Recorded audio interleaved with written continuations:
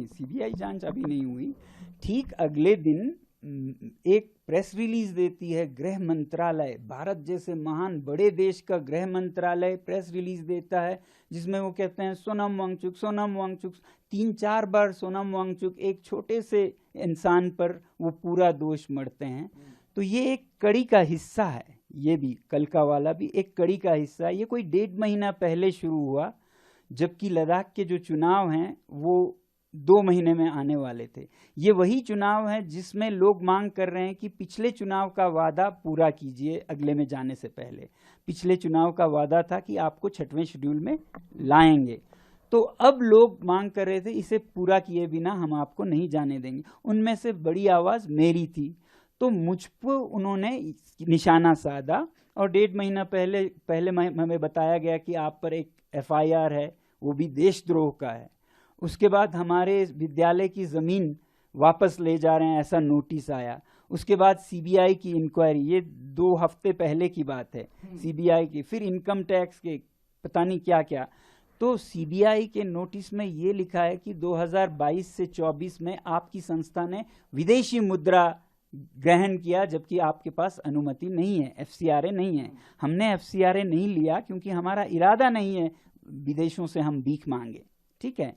मगर लेकिन आपने पैसे तो लिए। हाँ, अब देखिए वो क्या पैसा है। ये किसी भी यूनिवर्सिटी का सपना होगा, और जो ये यूनिवर्सिटी करने में काबिल होगी उसे पुरस्कार दिया जाएगा कि उसका ज्ञान यानी कि भारत का ज्ञान विदेशों में निर्यात हो। तो हमारे जो पैसिव सोलर हीटेड बिल्डिंग्स है जो हमने लोगों के लिए, इंडियन आर्मी के लिए बनाए, वो अफगानिस्तान में ले जाना चाहते थे संयुक्त राष्ट्र संघ, यूनाइटेड नेशंस, और उन्होंने इसके लिए हमें फीस अदा की।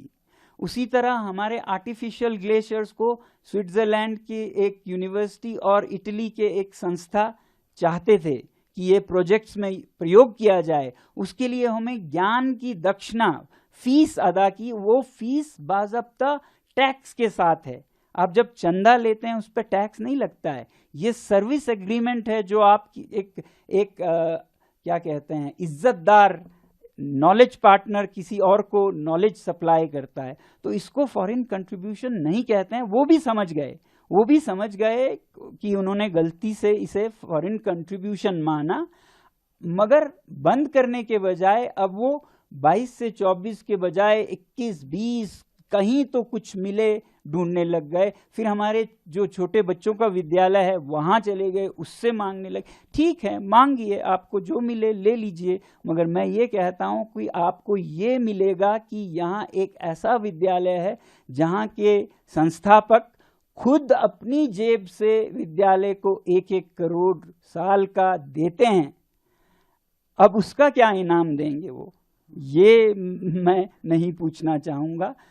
इनकम टैक्स के समन्स आ रहे हैं, उन्हें ये नहीं पता है कि लद्दाख क्षेत्र में कोई टैक्स नहीं देता है, टैक्स माफ है यहाँ, फिर भी एक आदमी देता है, वो मैं हूँ, क्योंकि मैं अपना दायित्व समझता हूँ और मैं दे सकता हूँ, तो बिना ज़रूरत के टैक्स देता हूँ। कितने लोग हैं भारत में जो बिना मांगे टैक्स देते हो, उस पर इनकम टैक्स के समन्स मानो ये कह रहे हैं कि आपने क्यों टैक्स दिया। तो ये विच हंटिंग का एक, बदकिस्मती से कहना पड़ रहा है, एक कड़ी सा चला, जिसका आखिरी कड़ी था कल जब हिंसा के बाद पूरा का पूरा दोष सोनम वांगचुक पर डाला। मुझे वैसे भी ऐसे खबरें आती गई बहुत अच्छे सूत्रों से कि आपके खिलाफ पब्लिक सेफ्टी एक्ट का केस बनाया जा रहा है ताकि आपको 2